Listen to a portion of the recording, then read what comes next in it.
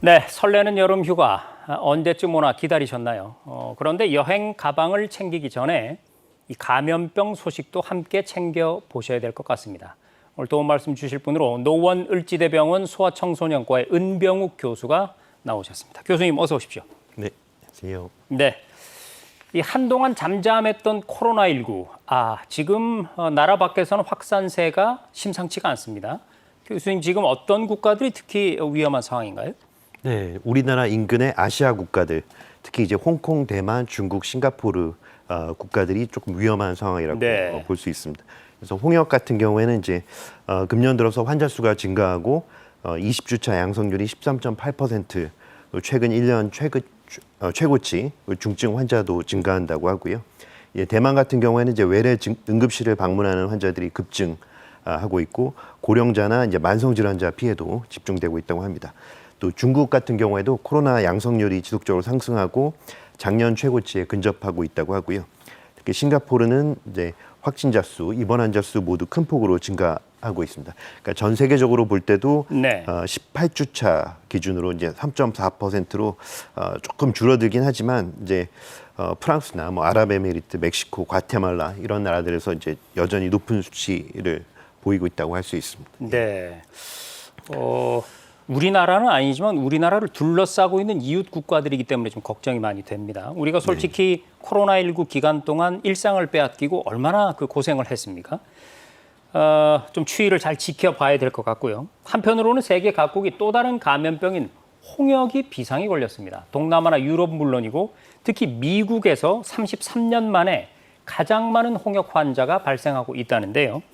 자, 교수님이 최고 선진국에 속하는 미국에서 이 후진국형 감염병이라고 불리는 홍역 환자란 이게 또 무슨 일입니까?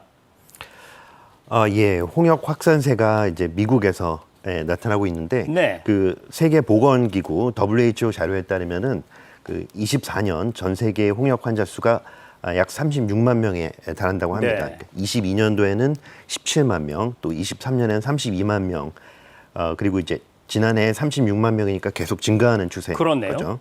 예, 그리고 홍역 환자들이 보통 이제 유럽, 중동, 아프리카 순으로 많다고 하고요. 유럽에서 특히 또 지난해부터 퍼지기 시작한 홍역 환자가 올해도 가라앉지 않고 있습니다. 네. 최근 1년 사이에 유럽의 홍역 확진 건수가 한 22,400여 건에 달하는데요.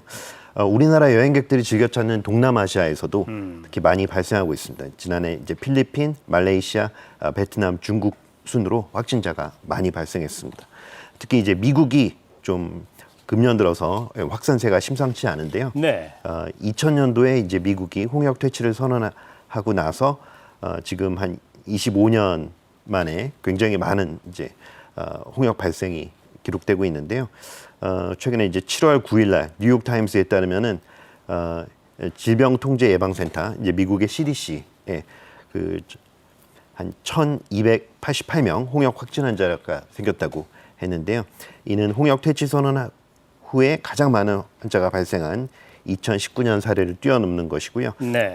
최근에는 이제 미국에서 홍역 환자 수가 33년 만에 최고치가 됐다고 발표를 하였습니다. 네. 그러면은 결코 이 홍역 퇴치국이 아니라는 얘기입니다. 여러분, 우리가 흔히 쓰는 말 중에 홍역을 치르다 이런 말이 있죠.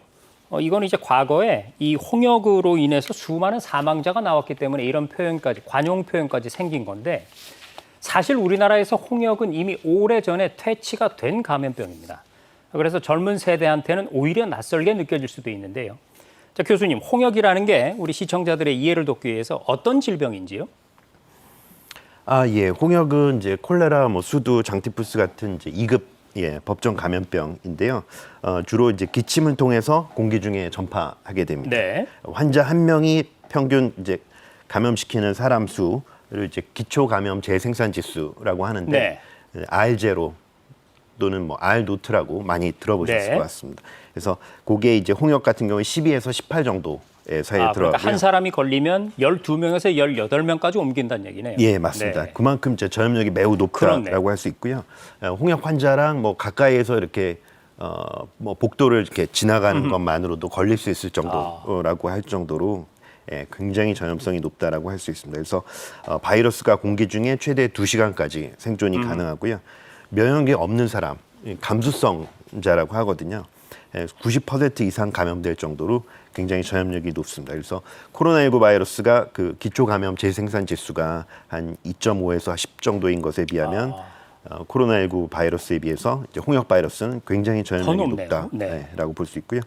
또 홍역에 걸리게 되면 이제 잠복기 한 10에서 14일 후에 증상이 나타나게 되는데 처음에는 이제 뭐 열나고 기침, 콧물, 결막염 이런 좀 감기랑 비슷한 일반 호흡기 질환으로 착각하실 수 있습니다. 하지만 이제 보통 일반 감기는 보통 증상이 시작되고 나서 한 48시간에서 72시간 정도면 이제 증상이 좋아지는데 홍역 같은 경우에 이제 점점 증상이 심해지고 열이 계속 고열이 되면서 이제 특징적인 발진이 머리서부터 이제 아래로 점점 내려오고 뭉치는 양상으로 나오기 때문에 다양한 합병증을 일으킬 수 있는 좀 위험한 질병이다라고 할 수 있겠습니다. 예, 무서운 감염병인데요. 그런데 교수님 참 정말 궁금한 게요. 백신이 이미 오래전에 개발이 됐고 그 백신을 맞으면 제가 알기로 97% 정도 예방이 가능한 걸로 알고 있거든요. 더군다나 이 홍역은 코로나19처럼 어떤 그 변신을 거듭하는 신종 바이러스도 아닙니다. 그런데 이렇게 또다시 세계적으로 확산되고 있는 이유는 어디에 있을까요? 네, 금년 들어서 홍역이 전 세계적으로 재유행하는 데는 여러 요인이 복합적으로 작용하고 있습니다. 코로나19 팬데믹 기간 동안에 예방접종을 받을 수 있는 어떤 인프라가 약화돼서 접종률이 떨어진 것도 원인이 될 수 있고요. WHO에 따르면 약 4천만 명의 어린이가 이제 MMR 백신을 제대로 접종받지 못했다고 합니다. 또한 이제 팬데믹 이후에 이제 해외 방문 또 여행이 활발해지면서 홍역 백신 이제 미접종자 하고 항체를 보유하지 못한 사람들 간의 전파가 쉬워진 측면도 있습니다. 그래서 특히 이제 미국 같은 경우에 이제 접종률이 많이 감소했는데요. 1960년대 최초로 홍역 백신이 출시되기 전에 미국에선 주로 이제 어린이들이 매년 한 400에서 500명 정도 이 홍역으로 사망을 했고요. 이후에 이제 홍역 볼거리 풍진 백신, 즉 MMR 백신 이 보급되면서 이제 미국에서는 1992년 이후에는 이제 높은 백신 접종률을 통해서 그 미국 내 확산을 거의 막았고 2000년에는 이제 홍역이 공식적으로 박멸되었다고 이제 선언을 했습니다. 근데 통상 이제 홍역 확산을 막으려면 이제 집단 면역이 필요하기 때문에 MMR 백신 접종률이 95% 정도는 이제 돼야 합니다. 근데 이제 미국 최근 33개 주 데이터 분석한 결과에 따르면 MMR 백신 접종률이 한 2017, 18년도 그때는 이제 94% 정도 됐었는데 23년, 4년도에는 한 91% 정도로 감소한 걸로 나타났고요. 특히 이제 올해 미국 홍역 발생의 중심지라고 할 수 있는 텍사스주의 경우에는 이제 MMR 접종률이 82%밖에 되지 않았습니다. 이번에 이제 미국에서 사망자 3명이 발생했는데 모두 이제 홍역 백신을 맞지 않은 경우였죠. 그래서 전문가들은 이제 홍역 감염 급증에 대해서는 이제 코로나19 기간 동안에 백신 접종률이 낮아졌고 또 코로나19 팬데믹 이후에 백신 접종에 대한 반대 여론이 높아짐에 따라서 어린이들의 예방 접종률이 떨어졌기 때문이라고 분석하고 있습니다. 어쨌든 이런저런 이유로 이 백신 예방 접종에 공백이 생긴 틈을 타서 홍역이 이렇게 확산이 되고 있군요. 제가 기사를 찾아보니까 올해 연말까지 만약에 이 확산세가 지속이 된다면 미국은 홍역 퇴치국이라는 지위까지 상실하게 된다고 합니다. 자, 그런데요, 이해가 좀 안 되는 게 미국 정부는 상황이 이렇게 되기까지 왜 나서지 않은 것인지 진작에 좀 접종률을 높여야 하지 않았습니까? 어떻습니까? 네, 일각에서는 이번 사태를 좀 예고된 참사라고 보고 있습니다.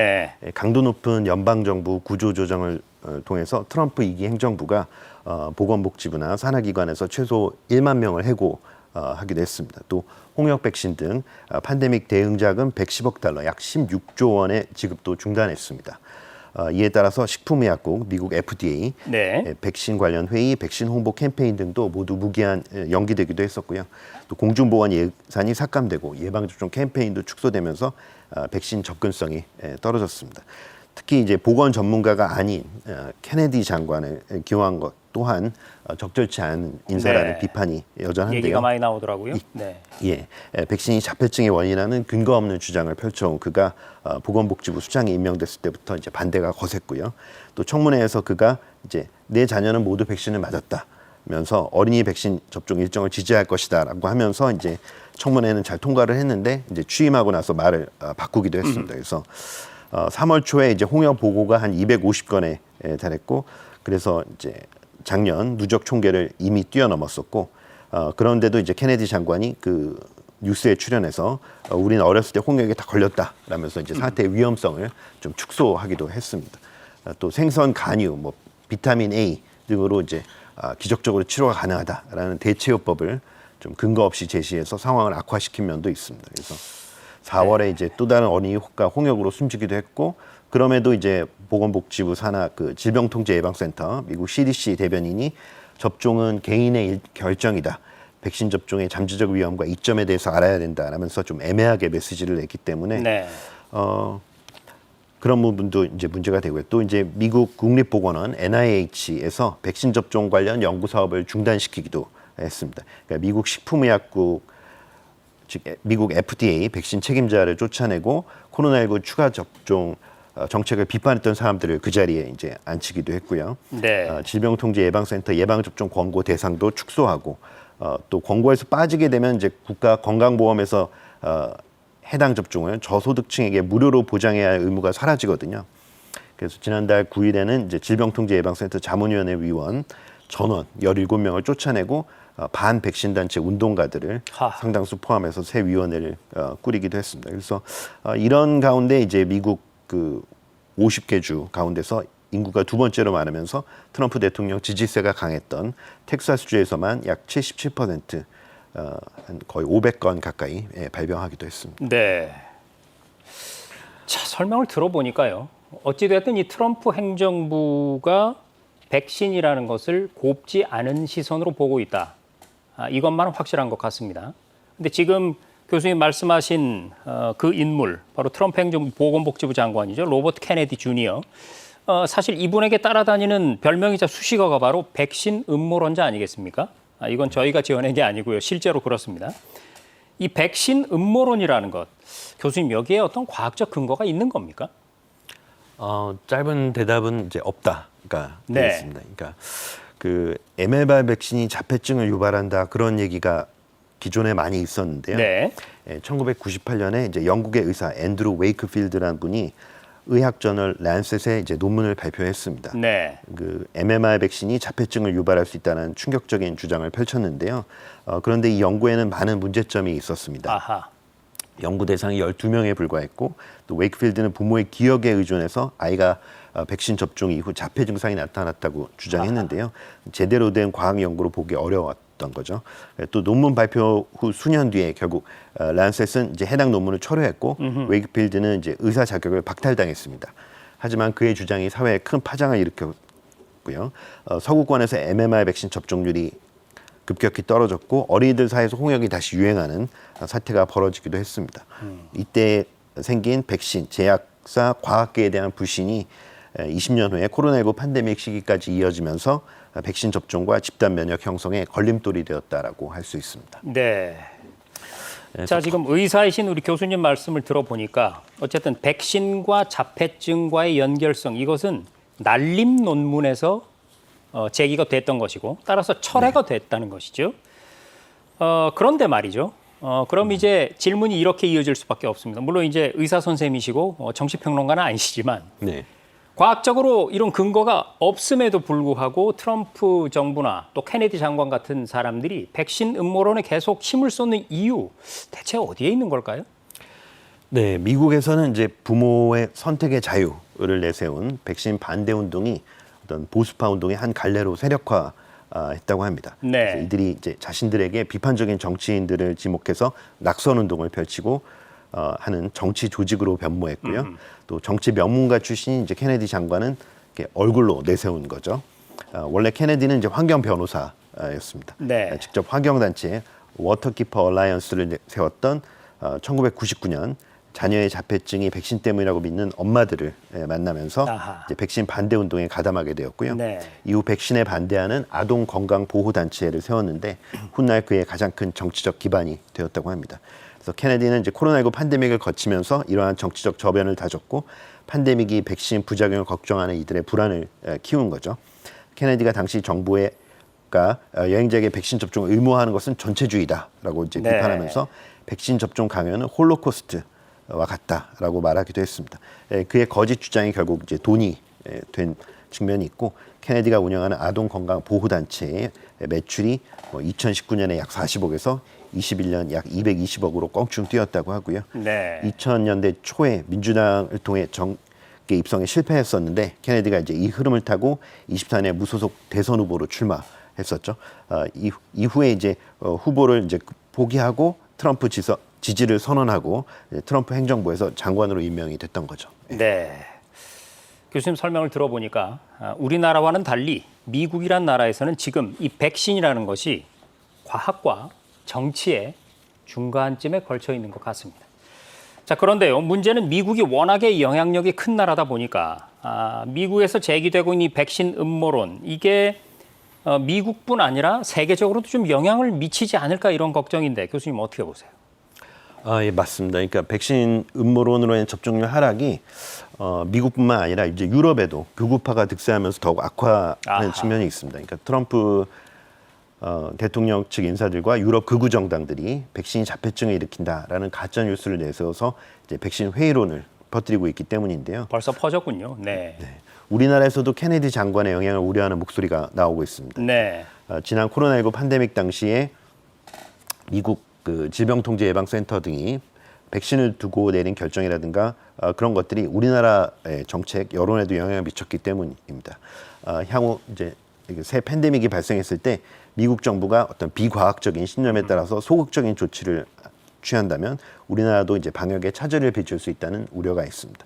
하지만 이제 미국 의학계, 미국 소아청소년과 학회를 비롯해서 미국 내과학회, 또 미국 가정의학과 학회 이런 데서 이제 과학적 근거를 축적해서 미국 정부에 이미 소송을 냈습니다. 그리고 이제 우리나라가 미국 자료만 보는 게 아니기 때문에 네. 세계보건기구 또 유럽 또 주변의 아시아 국가 우리나라 자료를 토대로 합리적인 판단을 하리라 기대하고 있습니다. 네, 잘 알겠습니다. 그러면은요, 이제 혹여 있을지도 모를 이 음모론 이걸 불식시키기 위해서라도 백신에 대해서 좀 제대로 알고 넘어가야겠습니다. 교수님, 백신은 의학적으로 어느 정도 어떤 효과가 있고 또 인류의 질병 퇴치에 얼마나 기여를 했습니까?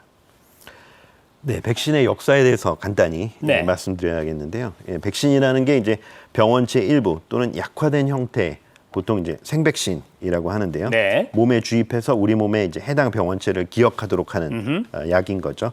그래서 병원체를 기억하는 우리 몸이 다음에 이제 같은 병원체가 침입하게 되면 더 빠르고 강하게 대응해서 효과적으로 물리치게 되고요. 네, 가짜 공격을 연습을 시켜서 진짜 공격을 효과적으로 막아내게 만드는 거죠. 맞습니다. 네. 그러니까 백신이 이제 병원체가 일으킬 질병을 상대할 면역을 미리 만들어주는 거라고 할 수 있습니다. 최초의 백신은 영국의 의사 에드워드 제너가 1798년에 개발한 천연두 백신. 네. 제너는 이제 소젖을 짜는 여성들이 소에게 감염되는 바이러스 질환인 우두에 한 번 걸리고 나면 더 이상 천연두에 걸리지 않는다는 사실에 착안을 했고요. 우두 환자의 고름을 뽑아서 한 소년에게 이제 주사를 했습니다. 다음으로 우두를 앓고 회복된 소년에게 천연두 환자의 고름을 주사했고요. 소년이 천연두에 걸리지 않으면서 우두를 이용하면 이제 천연두를 예방할 수 있다라는 걸 보여준 거죠. 네. 그래서 제너가 천연두 백신을 공표한 직후부터 백신의 효과에 대한 검증이 이루어졌고요. 제너의 백신이 의학계와 영국 정부의 이제 전폭적인 지지를 받고 이제 빠른 속도로 보급이 됐던 것입니다. 네. 세계보건기구 즉 WHO가 지난 50년간 백신 접종으로 최소 1억 5,400만 명의 생명을 구할 수 있었다. 1억 5,400만 명. 네. 백신 접종으로 1분당 6명씩 생명을 구한 셈인데요. 네. 백신 접종의 혜택을 가장 많이 본 건 역시 이제 유아들이라고 네. 할 수 있습니다. 예방 접종으로 생명의 위기를 넘긴 1억 5,400만 명 중에 약 1억 100만 명이 유아라고 할 수 있고요.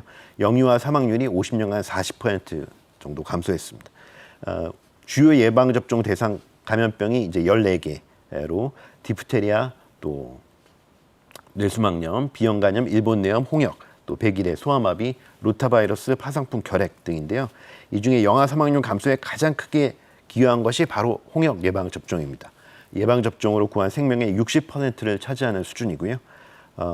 또 이제 소아마비 같은 경우에도 백신 접종을 통해서 50년간 2천만 명 이상이 마비를 겪지 않고 걸을 수 있게 돼서 앞으로 또 이제 질병을 퇴치할 수 있을 것으로 기대하고 있습니다. 네. 자, 그러면 시간이 좀 너무 많이 지나서 이제 우리나라 상황을 좀 살펴봐야 될 것 같습니다, 교수님. 국내에 지금 코로나19 확진자 추이는 어떻고 또 홍역 발병은 또 어떤 상황인지 한번 짚어주시겠습니까? 우리나라 지금 여름 되면서 코로나19가 좀 다시 유행할 것으로 예상하긴 했습니다. 그러니까 지금 이제 오히려 겨울보다 여름이 조금 더 우리나라는 코로나19 발생률이 좀 높아지는 것으로 네. 그렇게 파악을 하고 있는데요. 근데 저희가 예상했던 것만큼은 그렇게 많이 아직까지는 네. 발생하지는 않았습니다. 근데 다행히. 최근 한 1, 2주 사이에 조금 입원 환자 수도 조금 늘고 고령층 비율도 조금 올라가고 또 바이러스 검출률도 살짝 올라가고 네. 하고 있기 때문에 또 이제 최근에 변이 바이러스 그런 이제 변화들도 이제 자세하게 보면 우리나라도 좀 안심할 수는 없다. 네. 그렇게 보고 있고요. 특히 이제 홍역 같은 경우에는 우리나라가 이제 23년 기준으로 해서 우리나라 홍역 2차 예방 접종률이 WHO 권고 기준 95%를 넘어서 네. 96%에 달합니다. 그러니까 네. 상당히 접종률이 높은 거죠. 다행입니다. 네. 그런데 이제 우리나라가 최근에 이제 작년에 비해서 홍역 환자가 1.4배 증가한 것으로 나왔는데요. 그 이유가 바로 이제 해외 유입 사례 때문에 그렇습니다. 즉 우리나라가 이제 올해 같은 경우에는 총 65명의 홍역 환자가 발생했는데 네. 이 중에 이제 70.8%가 해외 유입, 특히 이제 베트남 방문자가 많고요. 2차 전파 사례도 한 약 30% 정도 가정이나 의료기관에서 전파됐고, 그래서 우리나라가 지금 2024년 이후로 홍역 인증, 홍역 퇴치 국가를 계속 유지하고 있는데 앞으로도 이제 계속 이렇게 예방 접종을 적극적으로 해서 이런 홍역 퇴치 국가 지위를 계속 잘 유지해야 될 것으로 생각됩니다. 그렇습니다. 자, 지금 교수님께서 설명해 주신 내용에 나온 그대로 우리가 우리 국경 안에서 아무리 잘한다고 해도요. 해외에서 유입되는 사례를 막기가 참 힘든 거 아니겠습니까? 네. 이제 곧 여름방학과 본격적인 휴가철이 시작이 됩니다. 해외여행 이제 가게 되면 각별히 주의를 해야 될 텐데 교수님께서 나오신 김에 여행 전 그리고 여행지에서 또 귀국 후에 어떤 점들을 주의해야 되는지 안내를 좀 해주시죠. 네, 앞서 이제 동남아시아에서 이제 홍역 발생이 좀 심상치 않다고 말씀드렸는데요. 네. 아무래도 여름 휴가철을 앞두고 이제 동남아시아 쪽으로 많이 또 여행을 가실 테고요. 네. 또 이제 우리나라가 이제 다문화 가정이 많으시기 때문에 그 다문화 가정에서 출산하신 이제 어머님들이 보통 이제 아기 낳고 나면은 한 1년 이내에 그 친정으로 또 많이 가시더라고요. 아기를 데리고 가시는 경우도 많고 네. 이제 그런 경우에 특히 그러니까 결국 해외여행을 앞두고 있을 때 주의해야 될 감염병을 잘 알기 위해서 우리나라 질병청이 운영하는 해외 감염병 나우 홈페이지라고 있습니다. 거기를 방문하셔서 이제 국가별 감염병 예방 정보나 유행 동향 등을 확인하시는 게 좋은데요. 특히 이제 그 홍역에 대해서 예방 접종이 완전치 않은 경우에 그 해외 그 여행 전에 예방 접종을 한 번 더 하고 가시는 네. 방법이 있습니다. 그리고 이제 우리나라는 이제 만 12개월에서 15개월 사이에 1차 접종을 하거든요. 그러니까 만 12개월 전 영아 같은 경우에도 그 홍역 발생률이 높은 예를 들어 베트남으로 가거나 그러면은 그 돌 되기 전에도 좀 앞당겨서 아하. 예방 접종을 하는 방법도 있습니다. 네. 그렇게 하려면 이제 최소한 해외여행하기 2주 전에는 미리 의료기관을 방문해서 접종을 받고 한 2주 이상 지나서 이제 출국을 하는 네. 그렇게 하는 거에 대해서는 또 국가에서 비용도 지원하고 있기 때문에 그렇게 하시는 게 도움이 될 것 예, 같습니다. 돌아와서는 어떻습니까? 돌아와서도 이제 홍역에 감염된 증상이 나타날 수 있기 때문에 실제로 제가 그렇게 베트남에 갔다가 이제 돌아온 지 얼마 안 된 영아가 홍역으로 진단돼서 최근에 이제 저한테 치료받은 적도 아하, 있었거든요. 그러니까 이제 증상이 나타나면 특히 열이 나고 이제 피부에 발진이 나타나고 그런 홍역 의심 증상이 있으면 우리나라는 그 홍역이 의심되는 것만으로도 병원에 격리병실에 입원하고 아하. 그 비용이 지원되기도 하거든요. 네네. 그러니까 그런 이제 적극적으로 의료기관을 방문하고 또 의심이 된다 그러면 이제 입원 치료를 받는 쪽으로 하실 수 있습니다. 네, 잘 알겠습니다. 자, 요약하면 여행 전에는 예방 접종 확인, 그리고 여행지에서는 위생 수칙 준수, 또 귀국 후에는 자신의 건강 상태 점검 꼭 기억해야 되겠습니다. 또 말씀 주신 노원을지대병원 소아청소년과의 은병욱 교수님이었습니다. 고맙습니다.